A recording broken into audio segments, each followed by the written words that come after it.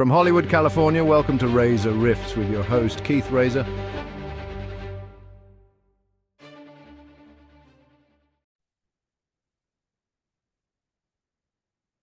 Hey, Rifters, welcome to the show. Subscribe, rate, review, tell a friend. We're also on the Patreon at www.patreon.com/raiseriffs61.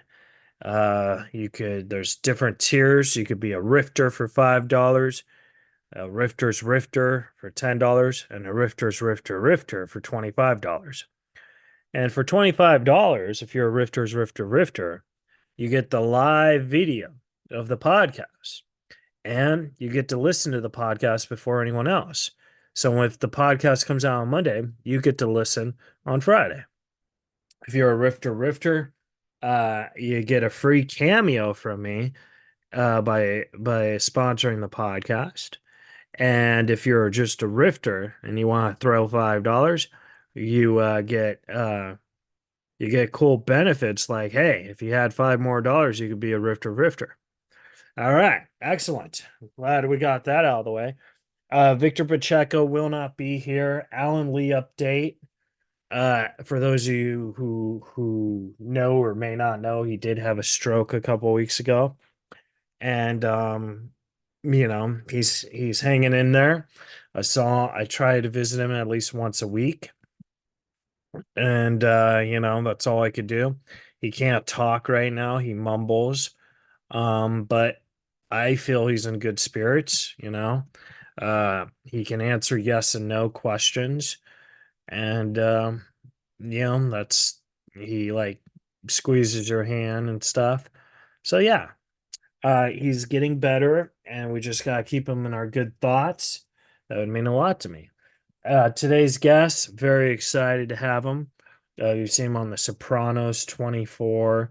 One of my favorite movies, The Animal. The great Louis Lombardi is going to be here, and we're going to rift over Zoom.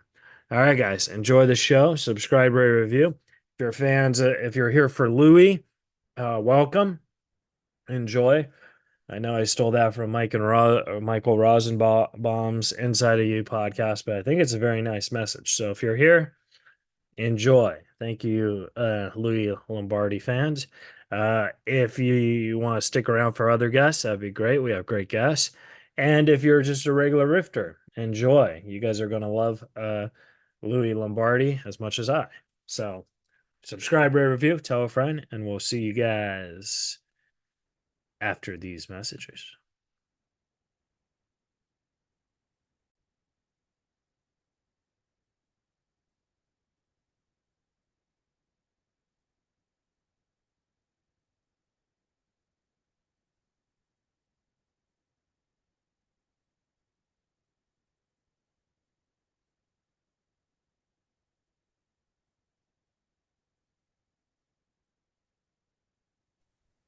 Hold on. Hey, Can you? Louis. What were Yeah. you doing? I couldn't see you. Hey, how are you? How you doing? Doing good. Thank you so much for saying yes. No worries, man. No worries. I looked at your stuff. You got stuff going on your page. I watch you. I stalk Oh, you. well, thank you so much. It's like no season. Everyone's saying no. Why? I don't know. Like, what else are they doing? That's what I'm You saying. know But what though? I'm kind of finding that, especially like with these influencer kids who were nothing a year ago, and now they're like, oh no, but a year ago you would have jumped off the building to do an interview with someone, you know, and yeah, and now all of a sudden like I'm too big, I have a million followers. Okay, when they shut the internet down and no one knows who you are, you'll be begging for interviews. That's what I always said that about like these people on TMZ. Used to watch these actors, right? And they'd be like, get the F out of my way. And they push him down and they push you. Meanwhile, 3 years ago, you would have jumped on you before you had any movie. You would have jumped on off a building to get on TMZ. I Now you're know. like, get Yeah. away from me. Get out of here. What's weird is because sometimes I hang out with Andy Dick and like TMZ is the only one that wants to talk to him. You know what I mean? Like, You know what's funny? I did a movie. I wrote, directed, and starred in, I don't know, 97. Everyone was in it, like all these good actors.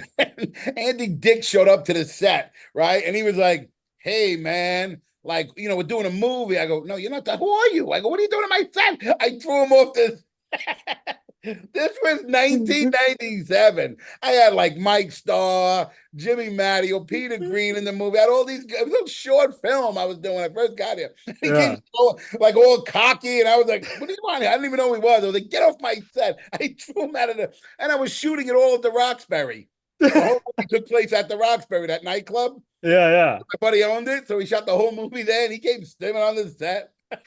That's so weird because that was probably when Andy was like a megastar. You know what I mean? So Yeah, like, bro, that's what I'm saying. I was like, "Who the fuck are you? What do you want here?" but Like, I'm Andy Dick. I was like, "Whoa, weird name, but get off my head."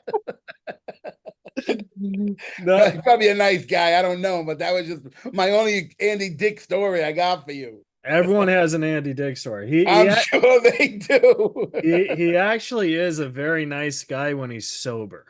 But Yeah, I don't drink, so I don't. Yeah. Yeah, but when he's on like other stuff, he's like the meanest person in the world. But Oh shit! All right, good thing yeah. good thing he wasn't on the other stuff and got loud. He would have got bounced out of the club. But you mentioned this movie had Peter Green. Peter Green is probably my favorite actor. So what was it like directing him? Well, I know Peter back. We all started together, and he used to come to my house. Like, this is what, 94, 95. I would cook at my house all the time. Yeah. I always cooked. And when he was just, we were friends, and he would come to my house. We would eat. There was a lot of guys that I did that with and that became famous. Michael Rappaport, I know since 93, Sundance. Yeah. All the guys from House of Pain used to come to my house. I used to cook for all these people, and we used to hang out before they were famous. And then they all became famous, one after another, over the years. Vince Vaughn, all these guys. Would you say like because I don't really know much about your past history, but would you say like your celebrity friends before they were famous, like they're the ones that stay your friends the bigger you get and the bigger they get, or like because you're going through the journey together, you know what I mean? Well, what happens is as you're starting out, you're younger, right? Everybody's just together, we hanging out. This is 93. I moved to LA. Yeah. So I had this house when I lived here. And it was 4 actors, all from New York. We had an independent movie called Amongst Friends that we did. That was kind of a big hit at Sundance in 93. No, Sundance in 93 was nothing. Yeah. Mira Sorvino cast me. She was no one. She was nobody. No, never did a movie. She was in New York. She was casting this independent film. 2 years later, the film gets made. She puts herself in it by accident because the actress fell out. That's how she became famous. Yeah. She was doing this movie in New York. Her dad put up 15 grand. He was associate producer. So she was casting. She was turns out that 2 years after we shot these little bits and put it together, and the movie was going to Sundance, and Mira says, let's go. So we all drove to Sundance together. We're all friends. So I knew Mira before 91. Yeah. Wow. And so we all drove I drove from the Bronx to Sundance, to LA. We picked up Mira, me, her, the other person. We had like 2 other people, and all 4 of us drove from there to there. But remember, Sundance was nothing. It was a film festival. Young kids banging out their mom's credit cards. Now it's a market. It's not a festival anymore. Now it's the biggest thing ever. Yeah. I've been going for 31 years every year. It's like the Bronx for me. I go, I hang out. I love all the people there. It's great. It's a great vibe. But back then, it was the real film festival. Like the year we were there. Yeah. The film group, the class was Brian Singer, Robert Rodriguez, Jennifer Lynch, Rob, the guy who directed our movie, and all these young hot filmmakers. What's his name? The Chris, that writer came out of it who wrote all the Mission Impossibles from Usual Suspects. He won an Oscar. Chris McQuarrie. He wrote Public Access, Brian Singer's first film. And there's like some cool film stuff that Robert Rodriguez was no one. Bob Boom. Blew up after that, right? After Sunday. Jennifer Lynch did Boxing Helena. So we were all friends at the time. We would all just sit around. But look, that's another, how everyone became famous. But when I had this house, everyone would come over. After our film was a hit, we were kind of popular, and everybody would come to our house, and I would cook for everybody. I have videos from my, the big VHS cameras that look like CNN. I used to have one. From America's Funniest Videos. I have that bit, and I have a bunch of VHS, the little tapes that go into the VHS that play them. Yeah. And I'm talking back in 91, 92, 93, 94. Well, I would video it all. Well, no one was famous. We were just fucking around in the house. I was cooking. We would party in this house we had. We Yeah. stopped paying rent. It was in Santa Monica. I'm like, the lady at the bank came one day, knocked on the door. He's like, hey, and we remember we were kids. We were paying Yeah. $300 a month rent each, chipping in for a house, right? The bank comes to the door one day and goes, hey, they foreclosed the house. We'll let you know when you have to leave. So,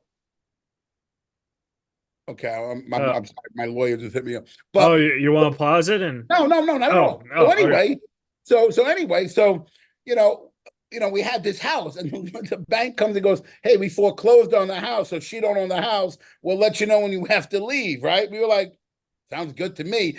Remember, we had this party house in Santa Monica for $300 a month each. I go, I'm not paying her anymore. Why would I? Right? And Yeah. two other guys were like, "No, we have to pay her our credit." I go, "Dude, she don't own the house no more. She can't do anything."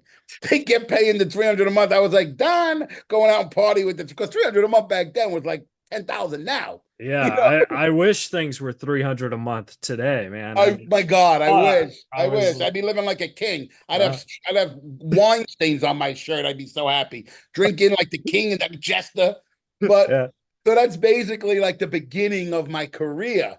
Yeah. With all this house, it was just people would come and go and go. Then we all started clicking. I met Oliver Stone my first week after Sundance out here. I had no union card, and he put me in. I met him. He's like, "Hey man, I love your look." I had a meeting, by accident, and this guy's my film idol. Like, this Yeah. guy's my film idol. Like, I grew up going, "Hey man, I want to be like Oliver Stone," like my films and this. And I was like, "Yeah, this is so cool." And the first person I meet after Sundance, Oliver Stone. yeah, and you know what he says to me? I'm in a meeting. He's talking to his other people, and I'm sitting there. The reason I got to go to the meeting, because I'm the only one who had a car at the time with all these actor guys. So Yeah. I would drive people around. And but the director's like, "Hey man, I need a ride to Oliver Stone's office." I was like, "What?" I pulled out of my job, went right to picked him up, drove to fucking Oliver's office in Santa Monica. And him and Schwarzenegger had shared an office at the time Oh yeah, yeah. on Main Street. So I went up. I was like, "Oh my God! Like, look at all the Arnold stuff." It was like all cool thing. I go in, and long story short, Oliver's like, "Hey man, at the end of the meeting, I love your look. I'm going to put you in my next movie." I remember I have no union card. I'm here like a week. Yeah. I was like, "Really?" I was like in shock. He goes, "Yeah, Natural Born Killers." Flew me out to Chicago for 3 months. Stood there the whole summer with them. He got my union card on that movie, thanks to Yeah. Oliver, who a guy that I wanted to be like as a kid. Remember how I started acting? It was unconventional. A lot of these people go to acting schools and film schools, and growing up in the Bronx, I didn't have money to go to acting school. I didn't have patience to go to school in general. I didn't Yeah. like classrooms. I'm the guy where you put me in, I'll learn in 30 seconds and I'll be great at what I do. That's just my mindset. You Yeah, know, there people have a different learning set like that. Like some people learn a lot in school, but other people learn in the training. You know what I mean? I'm the training guy. Yeah, yeah. I don't want to read stuff. I read 20 hours a day. Don't get me wrong. Yeah. I can't learn by reading stuff like that. So I quit school at like fifth or sixth grade. I just didn't like it. I didn't go to school. So what I did was I have headshot. People go, "What was your big break? Sopranos?" I go, "Dude, I did 100 movies before Sopranos. 93 to 2000, I did how many movies? I worked with Tim Burton, John Landis, Ivan Reitman. People think I have headshots when I was 12. So Yeah. when I was 12 in the Bronx, what I would do is I would get backstage. You know that magazine? I don't even know if it's still around. Backstage, It's an acting magazine, right? yeah. They show you the roles and stuff and And you you have see. all the roles. That's how I got Amongst Friends, the first movie I did. Yeah. So I would just send my shit out. I didn't care if it said tall, good looking, skinny guy. I would send him my headshot. I didn't give a fuck. I was like, my point was, you know what my point was? My point was, if there's something else, they might go, "Hey, something else," right? Yeah. What's it gonna Exactly. Yeah. It was 70 cents to mail them out at the time. I would get the 500 headshots in New York made up, the big stack. And Yeah. I didn't have any shit, so I faked the resume, acting training. I would tell my buddies, "Where'd you go to school?" "I went to Strasbourg." I all of a sudden went to Strasbourg too. You ever like say something like that when you were starting and then like years later that comes back to haunt you and you're like, "Oh Oh, I shit, don't I give a fuck. forgot." What are you gonna do? I've already done 100 movies. You're gonna fire me? Go ahead. I got my pension already. Fire me. But so what I did was I created terrible, but a fake resume, Yeah. certain classes, some independent films I did. Can we get the footage? Nah, I don't know what happened to them, but I did, Yeah. make up a resume. Wasn't a ton of stuff, but it was like people go, oh, okay. So what I did was I would send that out with my headshots to all these NYU films. Yeah. And I would get hired as an actor. So what I realized is you learn way more on a set, interacting, because acting is not memorizing lines. Acting is interacting. Acting is I always say this. It's the distractions, hair, makeup, wardrobe, know your lines, move your mark, do all the process. In 3 seconds, they're going action. Yeah. So there's so much to process, not just your lines. So when I see people acting for 10 years, they're crying in the mirror, I go, yo, when you get on set, that's not acting in an acting school. You may know your lines, but when you're on a set, there's 100 people screaming, talking, moving, camera, action, lights, rewrites, there's so much distraction. You got to be able to process, compress it, and shoot it. Yeah, definitely. And that's hard for people, So as a kid, I was always on these sets at NYU, and I acted. And what happened was I got along with so many of these people, these young film students, that I ended up just started doing film. You know how the film schools work, right? Yeah. I've done a couple films. Yeah. Yeah, and then you have a lighting guy. He's doing a movie next, and everybody on your crew's doing a movie as their thesis, right? Yeah. So they would pass me around. Want to do my movie? Want to do mine? So I would have this great camaraderie with all these young film students to learn how to act. But most importantly, what I was doing was I was getting an NYU film education to make films. Yeah. So I was killing two birds with one stone. So I've been learning how to make movies since I'm 12, 13. I've been on set since I'm 13, 14, like these NYU films. And that's how I learned unconventionally how to make films and how to be an actor. And when I got to LA, after I did like 10 NYU films, maybe more, like 20. Yeah. And I did these independent films. So when I got to LA, Oliver Stone was an NYU film graduate. His professor was Scorsese. And when he saw my resume, it was a fake one. It was all NYU films. He fucking guy's going to fire me. He's going to call back and want his money back. But I worked with Oliver because he was an NYU, so he saw my NYU films. Yeah. That's kind of cool, So it kind of was like, boom. And now I wanted to ask you, did you do Father's Day before Natural Born Killer? Oh, Natural Born was my first movie. A week ago when he hired me, and then the summer, because I got here in January, he hired me in February, and then August, June, July, and August, I flew to Chicago. Yeah, do Natural Born Killers.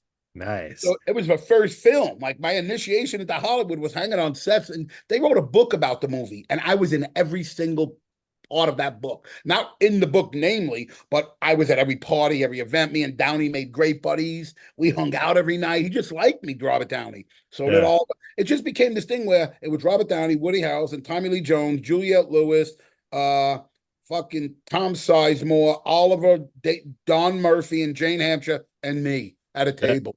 Oh, the kid from the Bronx is looking around going, is this Hollywood?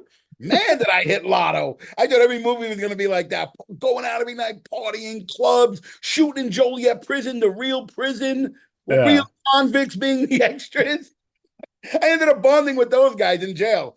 They were like, hey, man, where you from? The Bronx? Hey, and I know guys that we just started talking. But Joliet was the real roundhouse. The real convicts were extras. It was crazy. One of the craziest times of my life, but probably one of the best. Oh, definitely, yeah. And I got punched right in the face with real hardcore filmmaking, with real crazy partying. It was insane. And after I got back from there, that's when I got hired by, I think I did John Landis. I did Beverly Hills Cop 3. Me and a comedian called Freddie Asparagus, who passed away. We did a dancing thing. It's kind of funny. Big dancing thing. And the people who do a Thriller, remember the song? Yeah, Michael Jackson, yeah. Because Landis directed that, right?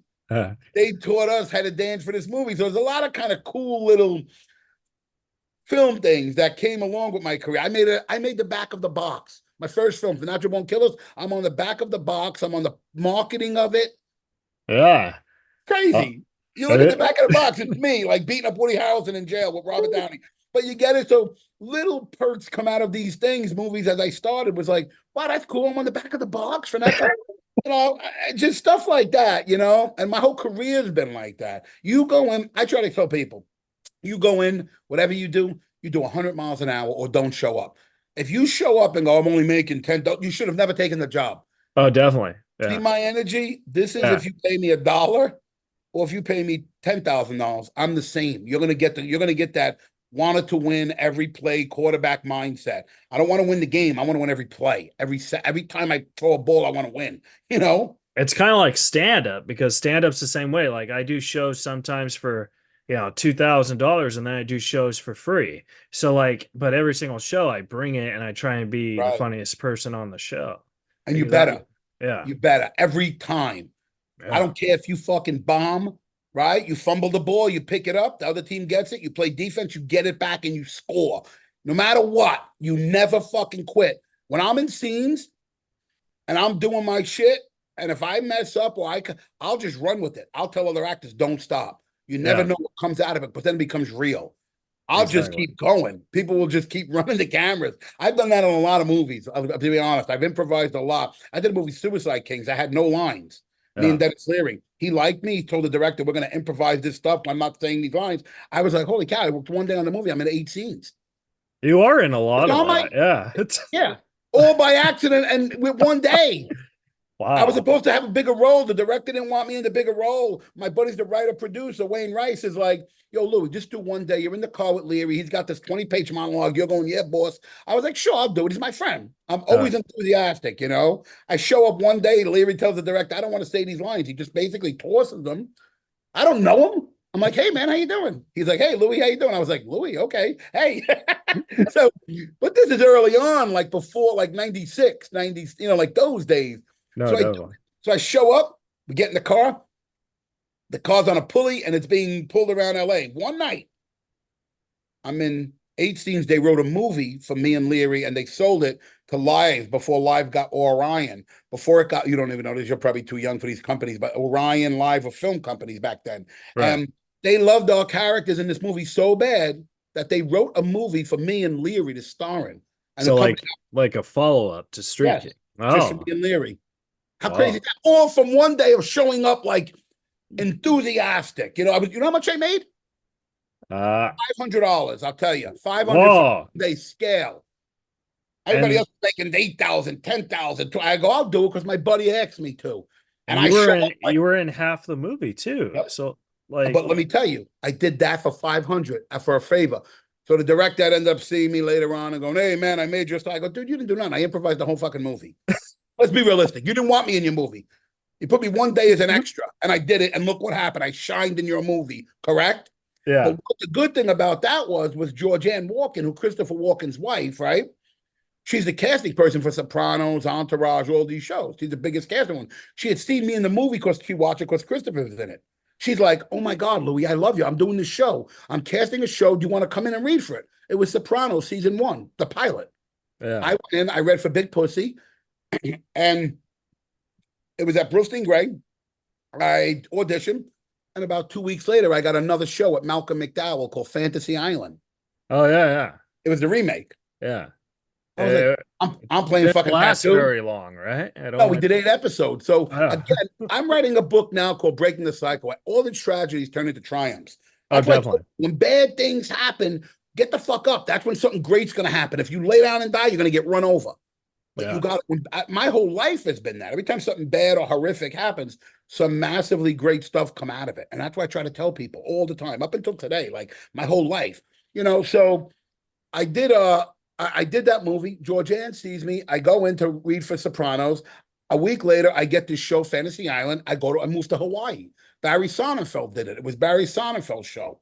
Yeah. So moved to Hawaii, shot 8 episodes. They blame me for the failure. Again, the ABC's like, you're not funny. I go, I never said I was funny. Well, do you think that they blamed you because like your character? I mean, you might not have been funny in the show. No, because they were looking for a scapegoat. Yeah, because most of the people on the show were like, Louis is the best part of the show. Exactly. Malcolm was like, what do you mean? Because they needed someone to blame.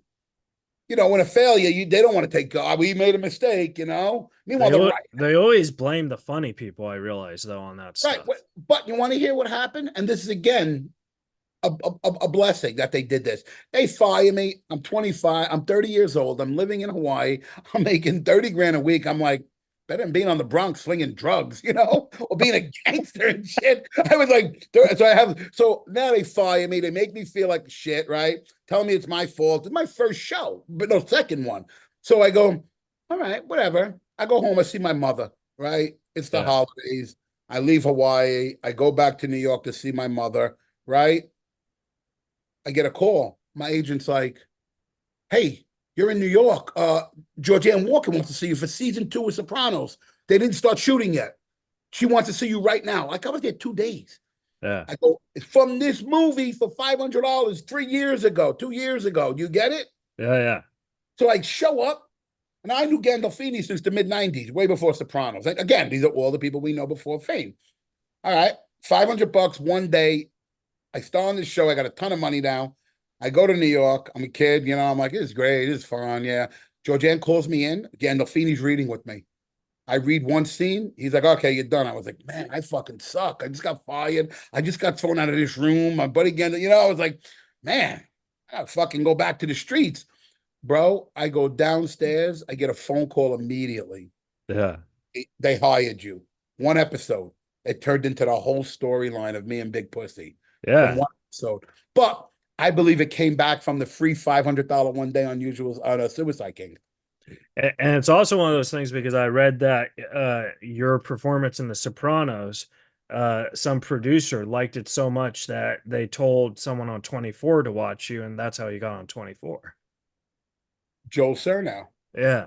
Joe Cernow, he was a creator of 24, right? And he had seen me in Sopranos like years later, like 2 years later. Like, he watched the reruns. He said he watched the thing. He goes, man, I saw you on 24. I liked your character. I want to write you one episode. I want you to come in and do an episode of 24. Turned into 48, an Emmy later, and TV kind of history. And they best character too. And they wrote the best shit, those guys, for me, man. Howard Gordon, David Fury. There was some, Joel. I mean, these guys were like writer. I don't even know how they write like that. So fast and intense. And even though what's happening next year, it's still so intense. Like, those are some of the best writers I've ever seen working, like being on set with them. Everything that you need compute so fast. And they really did an amazing job to carry the same storyline for 7 years, and make it still a hot show. So anyway, I went in for one show. Joel hired me. Joel said, yeah, Louis, I'm going to put you on. I ended up being 48, a season and a half. Yeah. And it turned out to be TV hits. So you just don't know. That's why when people go, it's a little role, I say, shut the fuck up. I tell actors this all the time. What? I go, show up enthusiastic.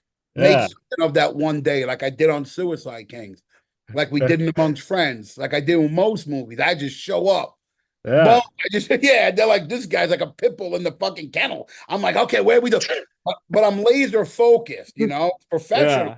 It's like, it's what I call to actors controlled chaos. Yeah.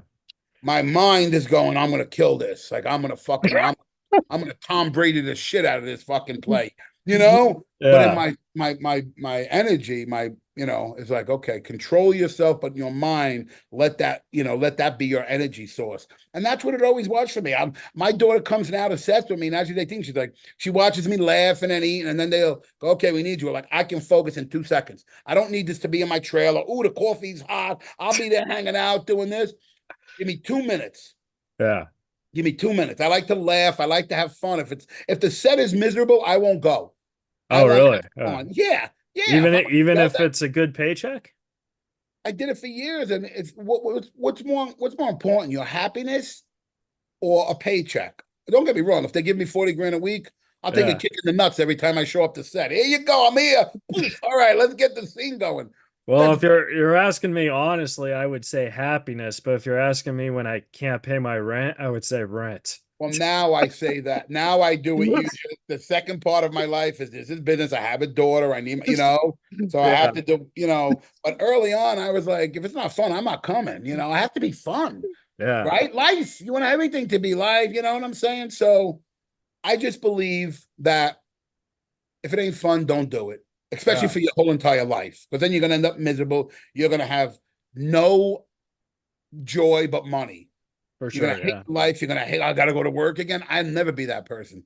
Yeah. I want to be the person who goes, I can't wait to go to work tomorrow. Yeah. You want to be the person that tells other actors just show up, and you could be the next Andy Dick. Imagine you tell him, hey, I interviewed Louis. He's like, that fucking asshole threw me off the set 30 years ago. I hate that guy. He's like, you remembered me? He probably doesn't remember this. No way. He was hammered and shit. But he Yeah. came on like he was like Hugh Hefner at the Playboy Mansion with the drink, the girls around him. I'm like this fucking dude, like making a short film for like 30 grand. And he goes, yeah, I don't know who you are. Like, what do you want here? Like, I was so bad. So I wanted to ask you about The Animal, because The Animal is one of my favorite comedies, and I interviewed Guy Torrey, and when I told him this, he like looked at me like I was smoking so much crack or something, because I guess he didn't get along with Rob or whatever. No one did. Okay, so Rob's a tyrant. Rob's a mean little son of a bitch. But no, I gotta be honest, he treated me like fucking gold. Yeah. And I would watch him yell at everyone. I'd be like, wow. Like maybe he's just afraid of me because I'm big and I'll punch him out. I don't really care. Yeah. I would look at him, he'd be like yelling at his brother who was his man. I'm talking about yelling, dude. I'm talking about berating, belittling, like angry little marshmallow puff man. He was screaming. And I would always be like, and I told his brother one day, maybe his brother thought, I said, this dude ever yells at me like John, that? right? It was John, nicest guy in the world. I would go, how do you put up with this? He'd be like, I don't know. He'd be whispering because he would just scream at everyone, Rob. So I kind of thought it was fun, but I actually liked Rob. Yeah. I got along with Rob. He treated me with, never yelled at me once. How I got the role was, gonna go back to Sopranos.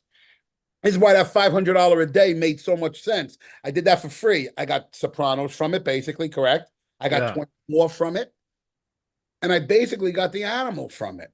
So massive things came out of one day for $500 without my ego going, fuck that. I did it. And look what happened. Suicide Kings turned all these doors 10 years later. So I mean, Adam Sandler calls me in and he's like, hey, man, he was the coolest dude ever. Yeah. Adam Sandler, I bowed down to him for several reasons. He's the smartest guy you've ever met. He looks like you do. Happy Madison. Yeah, fuck that. Adam takes care of people too. Takes care of every one of his friends. And he's the fucking general. He leads. He might look goofy on his movies. That ain't Adam in real life. Yeah. People are like, boom. Smart, funny, respected, and he should be because he treats everyone with respect. All those dudes on all his movies the last 30 years, all his college buddies, writers from SNL, Adam knows how to be loyal. And there's not in his business. People are not. Adam is the godfather. If anyone I respect more in Hollywood, it's Adam Sandler. It's the man. Anyway, so I met him. He calls me in. I was going to New York to shoot Sopranos, right? More Soprano episodes. And he was like, hey, man, I'm a big Sopranos fan. I seen you on Sopranos. He goes, you want to be in this movie? One meeting. I was like, yeah. He goes, you're partners with Rob and blah, blah, blah. And I was like, yeah. It turned out to be my role in The Animal. Oh, that's awesome. He cast me in one day because I think I was going back to shoot the last bunch of episodes, but few had aired already. And he watched me on Sopranos and he goes, I'm a fan. I was like, man, Adam, I was in shock. And he hired me. I got to New York to shoot the episode. They called me and said, Adam hired you. You got the role. And it was a big role. It was like a lead role at the time. Oh, yeah. One of my best friends was in The Animal too. I mean, he's no longer with us, but he said that like he loved that movie because all his friends were in it. And Who was the guy, if you mind me asking? It was the great Norm and Norm Macdonald. And he said that he loved filming The Animal because for one whole day he wasted an entire film's crew of film. Like he was just jerking off. He was like, "Hey, wait, I have a question." Doing a bunch of improvisers. I was there. I was there in the woods. They're all chasing me. Yeah, he said that everyone just hated him because they're like, "We want to go," and he just kept on going, jokes and jokes and jokes. Yeah, and I was in the because again, they were chasing me because I was the villain. Remember, they thought I was the killer with the blood on my lips and shit. The berries, yeah, the berries. So yeah. So anyway, so that was that was not only that, but it was one of the most profitable movies. For Revolution, it was a massive hit, and I was just sitting there going. And I was just sitting there going, oh, my dog is ready. Sorry about that. That was no worries. No, I didn't. I'll call them back after this. But so anyway, so long story short, that was one of my favorite roles. Yeah. And one of my biggest flexes as a big Italian American actor, I never played gangsters. Yeah. The 24, I was a sad, sack, crying cop, whatever you call the FBI guy. 20 Sopranos, I was a hardcore FBI agent. The Animal, I was a funny, goofy cop. Yeah. Most of my roles, I've only played, like, look at like, Natural Born Killers. I was the cop. Yeah. Then I did Father's Day with Robin I Williams, loved Father's Day, by Billy the way. Crystal, Julia. I mean, let me tell you something. This was that was one of the best experiences I've ever had because I worked with Robin Williams, who, sometimes, you see people and Mhm. people you just want to hug, and that was Robin. He was the sweetest, best person to the extra to Ivan Reitman. Everyone was the same to him. And I think that was where I started, like that was where I always treat people equal. I've always did, even in the Bronx, whatever. But when I watched the biggest star in the world give up his seat for an extra or do a performance after 12 hours of shooting at an amphitheater, when in the middle of the scene, like when it was over the day, he could have went home. He got up and entertained all the extras on its 20 hours, a 20-minute, half-hour stand-up routine. People, Yeah. I mean, great guy. You gotta do that. Yeah. And he was just beautiful, man. And and Billy Crystal was from the Bronx, so he kind of liked me, and we were both. Jared Harris was on the movie with us. Jared Harris is? No. Oh man, he's legend. His father was Richard Harris, but Jared's a star right now. He's in everything, right? Jared's the man, biggest Right. actor. And I know Jared from that movie. We got hired playing a big. He's Irish, like from right. So Oh, he played your gang partner. yes, Oh, okay. Yeah, yeah. fucking Jared Harris, man. That's Jared Harris. Legend. But we started together. Like that was, we both were Natural Born Killers without knowing it. And then we got cast in that movie. So we played partners in the movie. So Billy didn't like Jared. He'd be like, yeah, this shit out. Jared would be like, why would he? But he would be like, yeah, Louis, you know how we are from the Bronx. I'd be like, yeah, that's how we are, Billy. Billy treated me great. And then I would turn to Jared and go, when we wasn't around, I go, yeah, he's a jerk, huh? Yeah, Billy, he's a jerk, isn't he? Yeah. But that was my first movie. We got to travel to like Reno. We shot it. Me and Jared Harris, we became friends, and we're still friends to this day. It's one of the people that I really stood friends with because I love Jared Harris. He's my man. And but anyway, so we did that movie. I learned so much how to be a human being, even if you're a massive star. Even more I learned watching Robin. Billy was kind of mean, Billy was kind of mean. Julia didn't bother. Julia Dreyfus, whatever. She didn't really bother. But Robin was the man, out with everyone. And Ivan Reitman would yell at us every day. Me and Jared would, at the end of a scene, stand there. You're waiting to hear cut. Ivan Reitman would go, cut. And me and Jared would be like, he'd be like, you look like two fucking actors begging for more screen time. Get the fuck out of the way. We'd be like, you didn't yell cut. Like, this went on. And it's good to us, but just, I would be like, I don't know what the fuck to do. Like, you're the director. Tell me to stop or do, Yeah. It was hysterical. I've had some of the best times in my, like, making some of these movies, like Natural Born Killers was one of the highlights of my film career life. Yeah. Absolutely. Right. Animal was like one of those as well, because I was around Adams, and I would get notes, right? Napkins delivered to me on the set of The Animal, and I would look at it. It would be like somebody must have been like, what are they doing? Doodling? It looked like a 2-year-old. And Adam would write jokes on napkins when he would be out at night, and then he would send them to like the producers and say, have Louis say this. And I'd be like, boom. Yeah, and I would say shit. And these are fucking jokes that Adam was writing on napkins, Are you going to be in the sequel? I writing, hope so. Tell that fucking Bob Schneider, if you see him on set, tell him. So you better put Louis in The Animal too. Well, my friend is writing it. I open up Jamie Lissow. He opens up for Rob Schneider. So I'll tell him.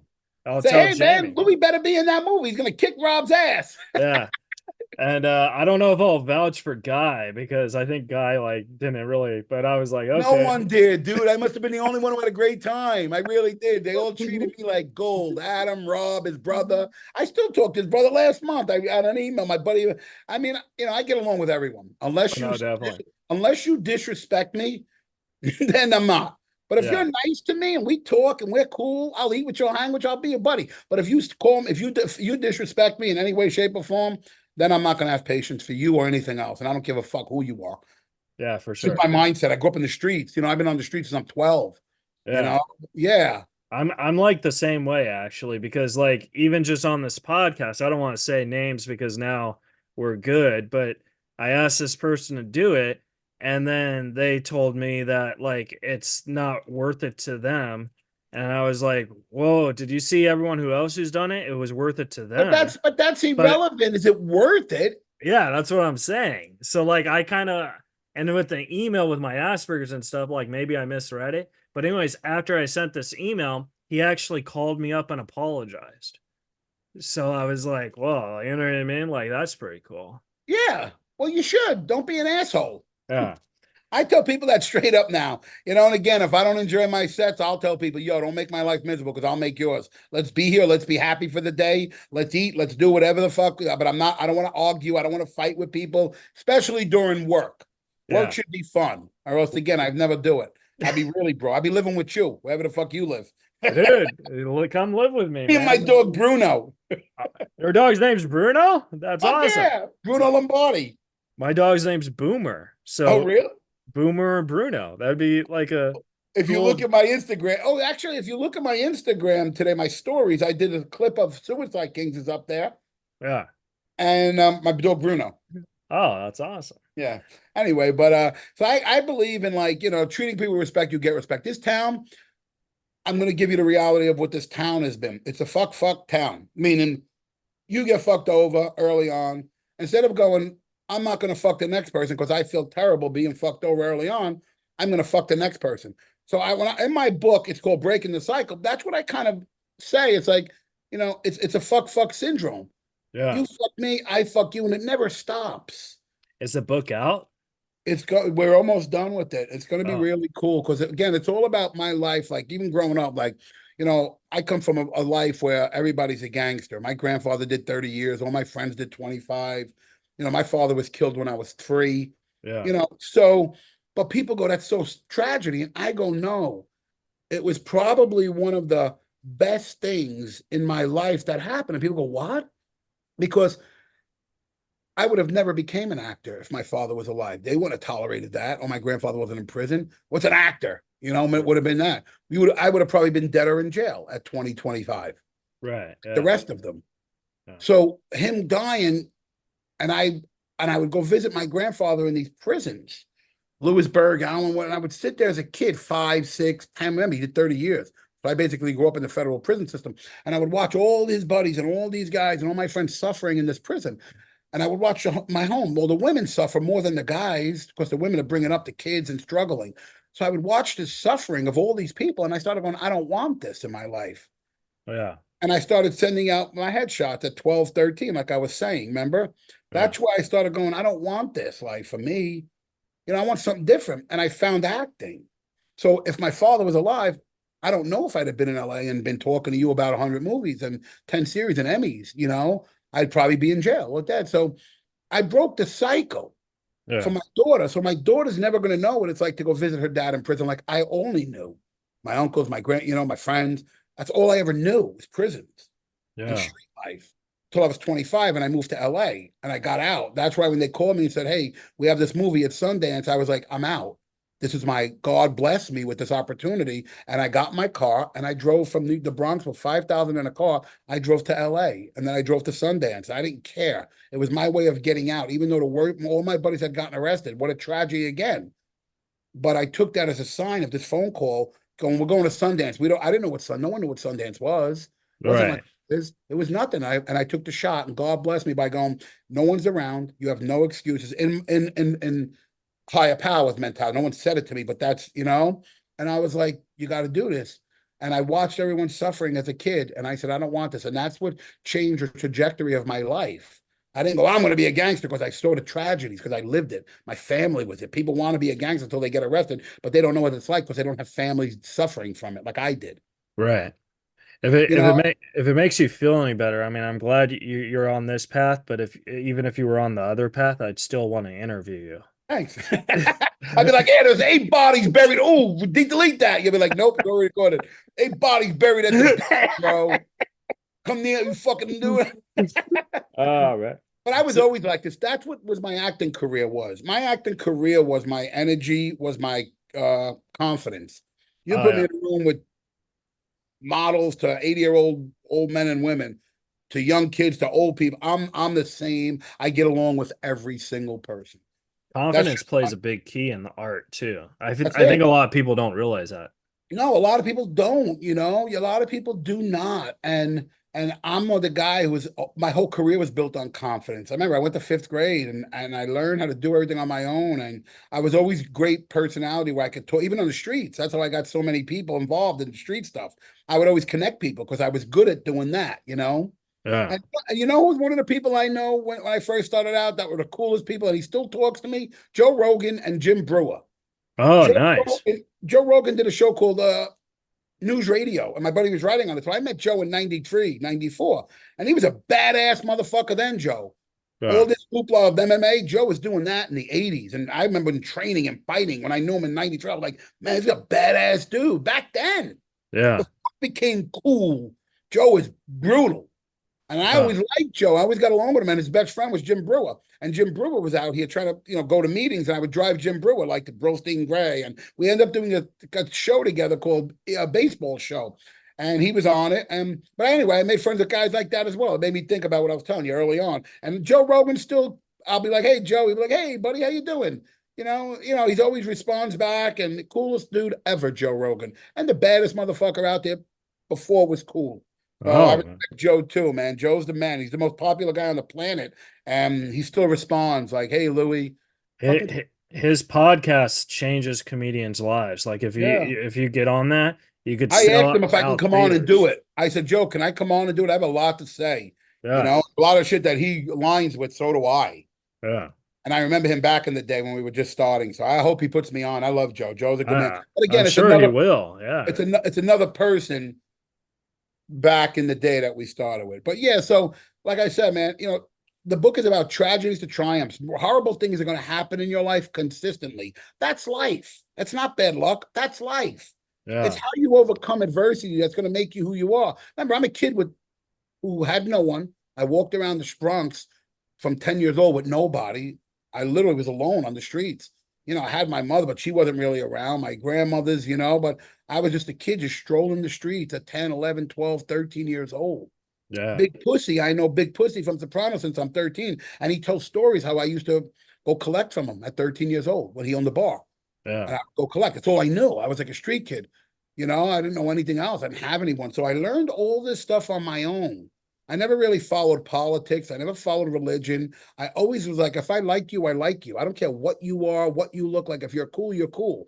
I know Yeah. a lot of Italian guys that are scumbags. You know what I'm saying? It doesn't matter. It's not like I'm Italian. No. I'm the same way, man. And also like if I like somebody and say like I don't like somebody and they're friends, I don't like get that involved because I feel like my relationship, for example, my relationship with Louis is my relationship with Louis, Right. not my relationship with Andy and Louis. You know what I mean? Something But like you that. might not like his personality, but you might like mine. And I Yeah. tell people that. I go, not everyone like my famous line is not everyone likes pizza. That means not everyone likes the same stuff. You might like someone I say the same thing and I judge people on how they treat me Yeah. consistently. And that's it. Definitely. I don't care how famous, what they are. They could be the guy waiting tables. If you're cool with me every time, you're gonna get cool all the time. Well, if I ever get super famous, I want you to be my best friend in my movie. I better be. I'm gonna Yeah. kick your ass, dude. Uh, Hey, you turn into Rob Schneider, you motherfucker. I'm like, whoa, dude, you were so sweet on the podcast. You're like, not no more. I'm famous now. I'll be like, no, my you fucker. my word is my bond. Seriously. I did have two more questions, and I want to respect your time, but I wanted Absolutely. to Go ahead. Yeah. Shoot. I wanted to ask you about Doughboys because that movie's awesome, and you also wrote it and directed it, and I wanted to know how long did it take you to come up with this idea, and like how did you get it on the page? Because writing scripts seems very very hard. It's really hard. That's the hardest part of the business. And I've written 30 scripts. Yeah. I'm about to have a show that I worked on that I created about my life growing up in the Bronx with MGM. We just signed a deal today. Oh, nice. We're gonna go out and pitch it. We're gonna try to sell. We have massive showrunners. I can't even mention. Yeah, it's called Small Time. So I've written. So Doughboys was funny because I wrote that movie in '95, right? Mhm. And I wrote it I did a movie called Amongst Friends where me and this other chubby guy we had jogging suits on and we played weed dealers. That's the guy I drove out to LA with. We were no ones. We started this we went together, me and this other big dude, right? We did this movie Amongst Friends, the movie. So people love this characters called Vic and Eddie. You can look them up. They're famous, right? They're from this movie. Everyone still knows them. This is 40, 30 years later. People still go, I think you're hooked, you know? And these were for our first real roles ever that went to Sundance. This is what blew me up. That's what Oliver liked when he said, I love you. This was this role. So me and my other buddy, we were like brothers. He was 10 years old, but we look alike. We're kind of big guys, New York. So people loved our characters. So I wrote these 3 films as a buddy kind of comedy franchise. Yeah. You know, kind of like Farley and Spade in a way. Yeah, like the Tommy Boy Black Sheeps. There was no buddy comedies at the time. So I said, hey, bro, I'm going to write this movie. And I wrote it. And the guy ended up, you know, doing whatever. He wasn't really, you know, whatever. He had problems, substance problems, whatever it was. Yeah. And he didn't do the movie. But 10 years later, I sent it to my guys in the Bronx and it was supposed to be a pizzeria, right? So I'm doing promotions for 24 in the Bronx at Fox News, one of these news stations. And there was a holding place in the Bronx. And I go into the place, I go, oh my God, this bakery's been here 100 years. And I start talking to the guy. He's like, yeah, that's the story of what happened, is really what happened. I got the bag. I'm like, oh my God. I go, this is my place. Yeah. Right. I go, this is what I need to do. Change it to this. The Bronx guys. So I leave there. I go up and I'm going to do the Tony Danza show next. Right. And I tell the guys, what are you famous for? It's a dead bakery in the Bronx, a little kind of hole in the wall. They go, Boston cream pie. So I go, give me one. I take it. I say, I'll talk to you guys later. They were just Bronx guys, right? Yeah. Nice guys. But that was a holding pen for they were shooting the show. The news outside, but that was their everybody drinking coffee. So I go up, I get in my car after this interview, and I go up to Tony Danza. I do the Tony Danza, so I walk on the stage with the Boston cream pie from the place. And I go, here, from the Bronx. He's like, oh my God. He opens and he makes a big thing about the cake. We eat it, boom. I get out of on my car back down to the Bronx. I get a call from the bakery guy. Louis, our phone hasn't stopped ringing. Oh my God, blah, blah, blah. This is amazing. I was like, what happened? He goes, you talked about, I go, holy shit. I didn't think, I'm not thinking I'm like doing them a favor. I just thought I was going to friendly Bronx guys make problem. Suck up to Tony Danza. Yeah. He was a huge fan of mine. Blew up their place. Right. So I called him. I go, hey guys, I'll have a question. I have this movie I wrote. I want to shoot it in the Bronx. It's a pizzeria, but your story and your place is what my story is. I want to change it. They're like, yeah. I go, really? I could shoot there? I go, yeah. I go, but the problem is, and you watch the movie, you know the ending. I don't want to reveal it. I go, we have to make some changes to the place. He goes, when do you need to shoot? I go, probably in late July. He goes, really? I go, yeah. He goes, guess what? We closed for a month. I go, are you kidding? He goes, no, and best part is you could do what you want because we're renovating after 50 years. Oh my God. I was like, again, when I tell you divine intervention, like the me being fired, what signs, happened to my father, these things come. And I was like, really? He goes, you could do what you want. I go, how much? He goes, just give me a couple of grand for the electricity. Oh so my God. We had an entire set in the Bronx. Everyone came out and supported, all the neighborhood delis, the people. My mother worked for IHOP for 30 years. He came, supplied breakfast for a month for 30 people for free. Wow. So I ended up, the Bronx, all the people showed up in the Bronx, the police department, the fire department, everyone. So that became a great fun thing I wrote 10 years ago. Now it's getting made in my neighborhood where I grew up with all my people supporting, helping in every way they can. And it turned out to be this movie that I wrote 10 years ago and it got made. And by persistence, this show that I'm just selling now that I'm working on with MGM, I've been working on for 23 years and I've been with MGM for 5. Yeah. So I never stopped, though. You don't know me. I'll call you. Hey, I'll call you once in my. How's it going? Well, maybe, and it worked. And I sent it back to them, and now it's going. They just re-signed it. It's kind of like me, where you said, "Hey, we'll talk next week." And right. Then next week I called. Yeah. And I feel bad because I'm on the road. I'm traveling. I get so many people emailing me and going, "Hey, not just about parking, but about food. I'm in the pizza game. I have all these big events. Yeah. The pizza thing is a big thing in my life, which I love. It's me and my daughter. That was going to be my next question: is your pizza business? So I wanted to talk about that. Yeah. Like, what gave you that idea to start that? Well, again, remember I told you I was brought up by all women because all the guys were dead or in jail. Yeah. At 5 years old, I would always be in the kitchen with my mother, my grandmother, my aunts, and they would always cook for all of us. So I learned how to cook since 5, 6, 10 years old. I was always in the kitchen. And if I didn't become an actor, my goal was to be a restaurant guy. I would have went to cooking school. I would have opened up restaurants, and I would have been successful in that. I would have been owning restaurants, but that's just the way I programmed, right? And I ended up getting lucky and fortunate to get the Amongst Friends and go to Sundance, and that whole story that got me there. So that kind of pulled me out of that cooking world. But I always cooked, like I told you, in the house for all my dudes. Remember, I always just kept doing it. That's my life. Yeah. You know? And my great grandpa would watch he didn't speak English, he was a little Italian guy. He would come with a suit on, and he would bring these pizzas. And he would open the tinfoil. It would be tomatoes from his crushed garden, the fresh basil from his garden, the square, thick Sicilians with the olive oil, no mozzarella. And as a kid, I would be fabulous. I would look at them, I would open this tinfoil and go at the table. He would speak Italian. That was my absolute greatest memories of pizza. I still remember it, but I could smell it. So when I developed this product, I said, I want to do that style, Italian, New York Italian style, not just Italian Neapolitan or New York right round. I wanted to combine like a New York Italian style pizza. And that's what I did. And it came back from those recipes 50 years ago, when I was a kid watching. And I cook now, and I always cook. So even my daughter was baby, like 5, 6, 7, we would cook all the time. I have pictures of her making pizza at 5 in the kitchen, Yeah, we would always cook together up until now, and I started this company, and I was like, we do it together. It's my family. I said, I'm going to name it my daughter, Ava and Lou. So I named it Ava Lou's after me and my daughter, because it's a family-owned business. It's just me and her. And we end up creating this great product. It took me years to develop a New York pizza that we froze, not a frozen pizza. So it took me 2.5 years to make sure the crust stood and the gravy and everything on that pizza was a real. If you go to a New York place, you get a New York pizza. Yeah. That's mine. We just froze it, And it worked tremendously. I'm doing massive events, 4,000 or 5,000 people. People are loving it. We're getting recall back from people going, hey, we want you to do our event again. And now it's happening where people are recalling and going, we want you again. And again, I show up enthusiastic, especially in the food world. Yeah. I love it. You'd hate being around me. You'd be my size in like a month. And I'm like, and I just love feeding people. That was always in what we did. My mother always did, my grandma. So that's just me. And I did it in the house when I moved out here, like I said. And now it's a business and it's becoming big. I want to do food service. I want to do restaurants, hotels. Anybody who can't make a real New York style pizza, I want to provide you with the best quality frozen pizzas where you could top them and make a massive amount of profits too for doing nothing.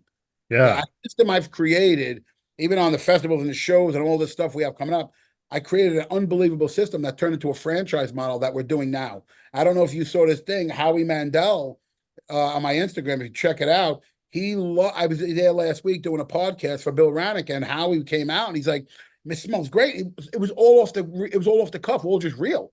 And he walked into the room and he goes, "What are you doing? This place smells great." And it's on my Instagram. It's a whole thing. The guy was just filming me making a pizza. Howie walked right on and goes, "This is a great." And I started explaining. He goes, "This is a great concept. How do I buy a franchise?" I was like, "Watch my Instagram." That was all unrehearsed. Just he walked in. He smelt me cooking in his podcast place for all his employees, and he came right out. Watch the interview. It's on my Instagram. It's pinned to the top. And he just came out and was like, this is a great business model. I go, yes. It's like technology meets old school food. It's the future of business, basically, because I follow a lot of business. And he loved it. He was like, I want to work. Watch what he says. It ain't even me saying it. You won't even believe it. And that was all unrehearsed, just off the cuff. I was making pizzas because, me, I like to do what I do. I told you. Laughing, feeding people. He just came right out of his office. Said, I smell this. What is this? And I showed him I show him the pizzas, and he starts going, "This is insane." And he's like, "How do I get a franchise?" He goes, "You selling me a franchise?" I go, "Yeah." So I'm working on, hopefully he gets involved. And he goes, and when I met him first before the park, he's like, "I'm a big fan of yours, Louis." I was like, "Wow, man, how?" I met him years ago, and I took a picture with him and his whole staff at some diner. And then years later, I walked into his podcast. He goes, "My God, I'm a big fan of yours." I go, "Yeah, I'm doing Bill's podcast here. He owned the studio with Bill Maher. They owned the studio. This was last week." Oh my gosh. And even this week, Monday, I think, or Tuesday. So anyway. That's so exciting. That's like Shark Tank, but with Howie Mandel, right? Dude, he has all this great technology for this hologram stuff. We can do so much promotions. Howie was so great. I was like speechless again. But you watch the interview and you see it. I'm not saying. I'm going to watch it, yeah. I'm just saying, like the people, it ain't even me going, Howie said. No, Yeah. Howie's on video was telling me this, and I was speechless. It was so great. So much respect to Howie Mandel, man.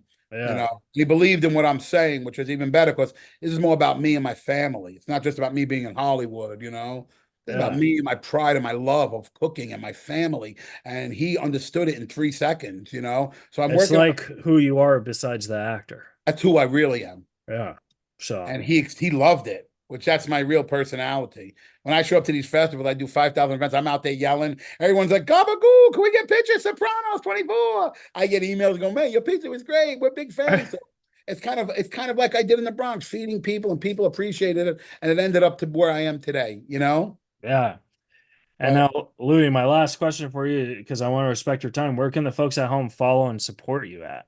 go to Louis Lombardi on Instagram, right? That's where my Mhm. biggest thing is. Where you see all my interviews, you'll see all my food stuff, my movie stuff. Louis Lombardi on Instagram, and then we have an Ava Lou's Pizza page as well. You can follow that. And then you can see all the updates of where our pizzas are going. But all the viewers out there, check out the interview with me and Howie. It's on Louis Lombardi Instagram page. It's pinned up to the top. But you can also see the other 3 interviews that are pinned, which explains the whole brand. You Yeah. see me making pizzas for 2,000 people, and they're on lines. I made 1,200 pizzas for 4 hours in one of those events. Whoa. And How I long did make it take you to do that? 4 or 5 hours. And you know what's funny? I make every pizza. They're like, dude, I pop everyone. I put it through. They're like, no, we need you out there talking to everyone. But I love doing it. Every event, I probably made 5,000 pizzas in the last 6 months. Oh my God. Everyone myself. That's a record, I think, right? Everyone myself. Yeah. And people are like, yo, I'm like, I just love it. And I have when I teach my daughter business. This is what I try to say. The motto of the brand is bringing families back to the dinner table. Let's teach our kids to cook. Put your phone down, put your fucking fast food down. Let's sit in our kitchens. Let's communicate with our children. That's a gone thing. So it's about bringing families back to the dinner table. So I teach my daughter how to create. She's 14, 15. Now she's 17. She'll be 18 next month. But at 14, 15, we would write business plans. Yeah. She would get a food handler's permit. And then her job at the events is the credit card, so she understands the money. So I'm teaching her business in the trenches of doing it, Oh, creating business that, plan. but that's how you learn. Like we were talking Right, about before. You right. learn more on the job training than you do at school, I And feel. that's what I'm doing with her. So she's learning business. She's learning how to make the food. So she's learning an entire education of making the food, but the business side of what we're doing. And she's mastering it now. Yeah, she's about to go to college to become a forensic scientist. Ah. Yeah. Well, hey Louis, thanks so much for being my best friend for 45 minutes, man. Thanks, man. Where do you live? I live in Huntington. Next time, Beach? yeah. I'll let you take me. I'll let you take me for pizza any day. All right. Next time I do Long Beach, come see Or me even, do even if stand I'm up. down that way. Absolutely. I'll let you. What I said? You missed my joke, No, bro. yeah, I pizza. fucking bombed on stage. I'll I said take I'll let you. you. Yeah. I'm only kidding. No, you know what's weird is because like I could talk more to famous people than regular people, and whenever I go out with them, like I always like I don't feel intimidated like, oh, they're famous, they're gonna buy. Like I always hold my weight. You know what I mean? I don't think I've ever met a famous person who's like, hey, I'm gonna buy you stuff. You know Our what I mean? next event, our truck is opening down in Long Beach next week. 3 weeks. Uh, Our truck. We're gonna have a base place, and when it opens, you're gonna come down, and I'll buy you pizza. You'll try. oh, You'll try that my pizza. that would be awesome. And then Absolutely, promise you. I would give you money then because I want to support you. I I'd don't be want like, any go money. Louis. Or you could try out pizzas and let you know what you think. And again, we sit outside, we bullshit, we do a New York vibe, have fun, laughing. Anybody who causes grief, we throw them out. Like Andy Dick, get out of the room. Tell him I'm only joking. I hope he don't kick my ass if he sees me one day. I don't think Hey Andy man, could kick you your talked ass. about me on Keith's podcast, bro. You're a jerk. I'll be like, yo, bro, I don't know. I was you missed my joke and I just bombed with that. I was like, I don't think Andy could kick anyone's ass. Oh, I didn't think that was a joke. I thought that was real. Well, Louis, have a good day, buddy. Thank you. And you have a great weekend, man. It's been a great talking to you. I'm sorry it took so long, but every time I hang up, even now, like I'm getting for the TV show and the contract, and then I got to pick up my dog. It's like and my daughter's on her way back after a test. It's like it doesn't stop. And then Yeah. and then I do the pizza stuff is fun, but it takes up a lot of time, which I don't mind because that's what I want to do. And But anyway, Well, so I'm inundated ordering when and shit. when your book comes out, let's do it again. Absolutely. And the book again, breaking the cycle means if your family's with alcoholics and you could get out of that and become not an alcoholic or a drug addict or a gambler, whatever vices your family carried from generation to generation, it's about overcoming those vices and creating a new path for your family and your future. And that's what I did. I broke the cycle, and that's what the book is. Yeah. All But right. thank you Well, so much. It's so great talking to you. dude, Feel like I know you forever. it's been a pleasure. I And we're consider gonna have us pizza. buddies now. Yeah. And we're gonna have pizza soon, I promise. Guarantee. For sure. You All got right. it. Have a All great right, Louis. weekend. You got too, it, buddy. I'll Thank see you you. later. Bye. All right, guys. Subscribe, rate, review, and we'll see you guys next week on Reza Riffs. That was the interview with Louis Lombardi.